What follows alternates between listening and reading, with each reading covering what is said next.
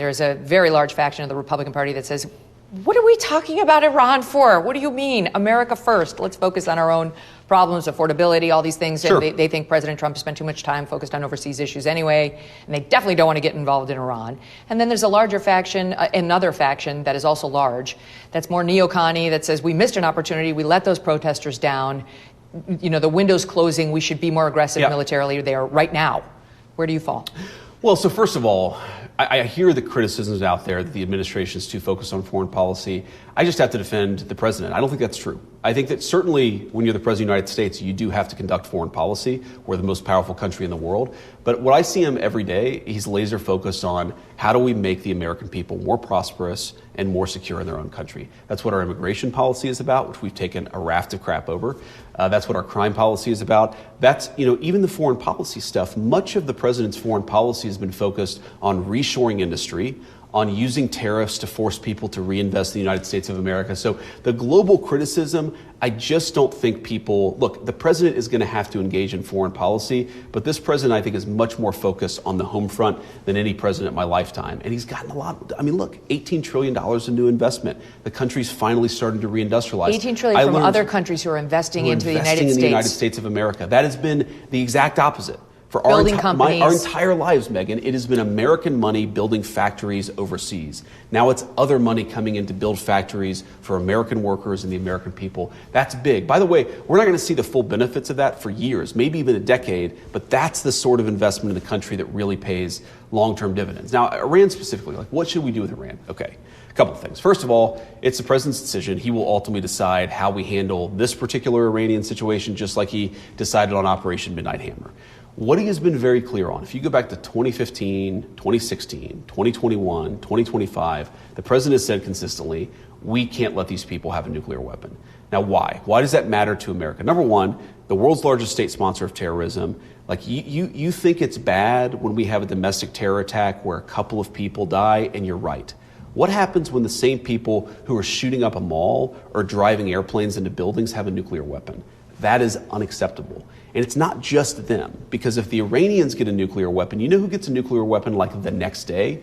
The Saudi Arabians, and then somebody else in the Gulf Arab state. And so you have nuclear proliferation on a global scale. The biggest threat to security in the world is a lot of people having nuclear weapons. So what the president has said is Iran's not going to get a nuclear weapon. We're going to work with China and Russia and any country, whether they're friend or whether we're a little more competitive, to try to draw down the amount of nuclear weapons that exist in the world. I think that's the most important thing you could do for peace and stability. And the question is, what do you do to enforce that red line? Okay, Iran can't have a nuclear weapon. That is the stated policy goal of the President of the United States. It's so funny. Sometimes you have people who are saying, well, the president's too belligerent. And then sometimes you have people who say, well, the president, he's talking about diplomacy and he's talking about negotiating with the Iranians. We shouldn't negotiate. We should just bomb them. What the president's going to do is he's going to keep his options open. He's going to talk to everybody. He's going to try to accomplish what he can through non-military means. And if he feels like the military is the only option, then he's ultimately going to choose that option. I can't, I'm not, obviously, even if I knew what we were going to do, I would not tell you and your many millions of listeners. But I feel like people have to remember that this is not about, look, I grew up in the Iraq generation. I literally, Quagmire. I enlisted in the Marine Corps as an idealistic young kid right after 9/11. I went to Iraq in 2000, or I enlisted in 2003, I went to Iraq in 2005. I am very cognizant that the Middle East leads to quagmires. Trust me, so is the President of the United States, and we're hearing that. We know that's out there, but more importantly, we know the history, and the President he has no interest in repeating the history of Iraq. What he does want to make sure is that there's a totally separate issue, which is you don't let crazy people get nuclear weapons and then lead to a nuclear arms race all over the world. You tell me whether this is about nuclear weapons right now or not, but what we're seeing in Iran is these protests on the street, not as much anymore because they've been killing a lot of the protesters, but should we go in there and help the protesters get rid of this regime, get rid of the Ayatollah, which, let's face it, it's much different in Iran. The regime goes well beyond the Ayatollah. It's not like Venezuela where you take out Maduro. It's a lot more complex. Even if we got rid of the Ayatollah, there'd be a whole bunch of others just like him, part of the regime. And so the last thing most Americans want to hear is what we heard in Venezuela, which is now we're running Iran. Yeah. The president is very aware of all this stuff, Megyn, but I'll tell you, protests, counter-regime. I mean, look, in a perfect world, would I love it if a bunch of freedom-loving Iranians, who, by the way, are amazing, they're brave people. If you know anything about the Persian people, they're like an incredible group of human beings. If they took over their own country and had a government that was much more friendly to the United States of America, would that be a good thing? Absolutely, that would be a good thing. But fundamentally, what the president has always been focused on, even with this most recent round of protests, you saw, I think his most recent truth, or at least one of the more recent communications he made about Iran, it's nuclear weapons base. We are still focused on this question of ensuring they don't get a nuclear weapon. And here's the good thing. Because of what happened last summer, I feel 100% confident that even if the Iranians were rushing towards a nuclear weapon, they couldn't get one during the Trump administration. But we're not worried about the next 3 years, we're worried about the next 30 years. Mm-hmm. We have to make sure that you don't, look, what I really worry about, and I think this is, obviously I disagree a lot with Bill Clinton, but Bill Clinton fundamentally decided, you know what, we're just going to let North Korea have a nuclear weapon. We're not going to do anything to stop it. What happens if 30 years from now, the number of nuclear countries, it's less than 10, maybe about 10? What if it goes to 100? What if every military in the world has a nuclear weapon? What if a crazy person gets elected in some random outpost of the world that you and I couldn't even find on a map, and now all of a sudden a crazy guy has access to nuclear weapons? Nuclear proliferation, that is very much a bad thing and something an America First foreign policy should focus on. That is certainly where the president is most worried about. When it comes to defending the homeland, the president's been looking northward to Greenland and to Canada.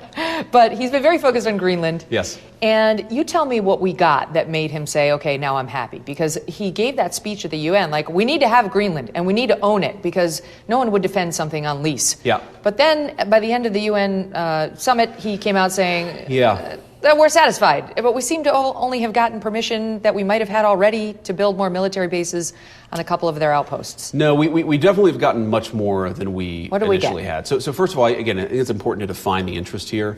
Greenland is very important to America's national security. Our entire missile defense system, by the way, would be inoperable if the Russians or the Chinese controlled Greenland. So God forbid, I don't think it's going to happen, to be clear, but God forbid some foreign country launches a missile, an ICBM at the United States of America, we couldn't defend ourselves if a foreign country controlled Greenland. And by the way, the Chinese and the Russians have both expressed an interest in controlling Greenland. Okay, so what is the defensive mechanism for Greenland? You have a population of about 60,000 people on a massive territory, right? That's like the size of my hometown, and I didn't grow up in a big town. And then on top of that, you have Denmark, which has been one of the better NATO allies, to be clear, but has still radically underinvested in security compared to the Russians and the Chinese. So the president has said very simply, we are on the hook for this island.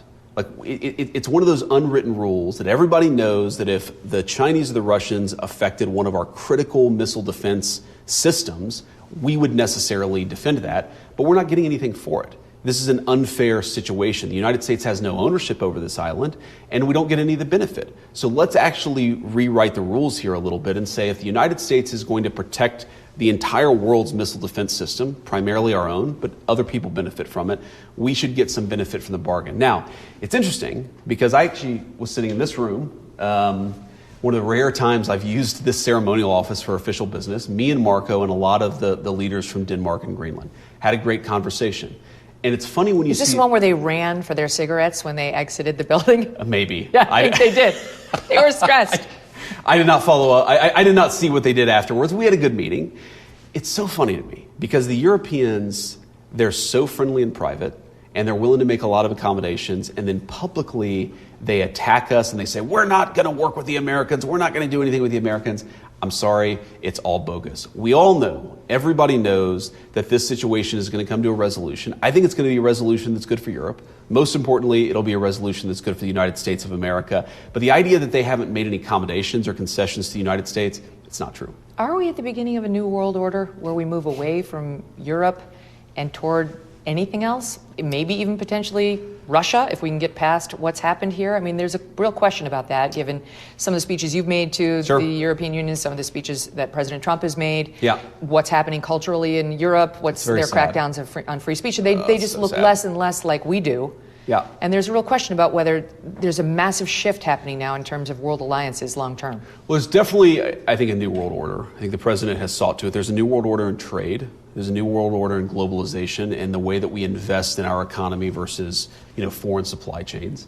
There's a new world order, and that the president is willing to shake up some old alliance structures. I mean, NATO, I think, is much different because of the president's leadership than it was 10 years ago. It was sort of coasting. It was effectively a protectorate of the United States of America. Obviously, you saw what happened in Venezuela. So, yeah, the president is putting a stamp on world history, but fundamentally in an America First way. Like that is the orienting focus. And so when people say, well, you can't work with Putin on anything because you disagree with the Ukraine invasion. Well, the president said very clearly Putin should not have invaded Ukraine. We're going to try to work and bring that to an end, but there might be some areas of cooperation too. His attitude is not, you're our friend, you're our enemy, we're going to go to war with our enemies, and we're going to be, we're going to give our friends everything without asking questions.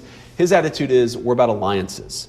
And you could have a country where we have a 90% aligned interest, but we're going to disagree on 10% of issues. Meanwhile, we may disagree with Russia on a lot, but we may agree on some things. And I do think that is a fundamental reorientation. The other thing that's much different, Megyn, about the president's foreign policy and just the way that he does business, and it's, look, there's a lot that I've learned from him, but this is nearly at the top of the list of the things I admire about the President of the United States, is he will talk to anybody. Like, when he was thinking about who to make as vice president, he was talking to the gardener at Mar-a-Lago. He told me that. And I said, well, sir, what did the gardener at Mar-a-Lago said this really matters to my life? But when people say you shouldn't talk to this person, right? You shouldn't talk to Kim Jong-un of North Korea because that gives him something for nothing. It's, no, I'm going to have a conversation. We're going to actually conduct diplomacy. If we have to use the military, he's obviously not afraid to do it when he feels like he needs to. But the willingness to just communicate and break down barriers is very important. This is, by the way, Megyn, one thing I would say about the Iranians that is just really weird to me, and I don't understand their system, and I frankly think that it makes diplomacy with them extraordinarily difficult, is the person who makes the decisions in Iran is the supreme leader, okay? The president, our sense is, doesn't have a lot of juice, doesn't really matter. The foreign minister seems to talk to the supreme leader, and that's mainly the person that we've communicated with, but it's a very weird country to conduct diplomacy with when you can't even talk to the person who's in charge of the country. That makes all of this much more complicated, and it makes the whole situation much more absurd. Like, he can pick up the phone and call Putin. He can pick up the phone and call Xi. Even countries that we have very hostile relations with, he can pick up the phone. North Korea. He met the guy at the 38th parallel. It is bizarre that we can't just talk to the actual leadership of a country. It makes diplomacy very, very difficult.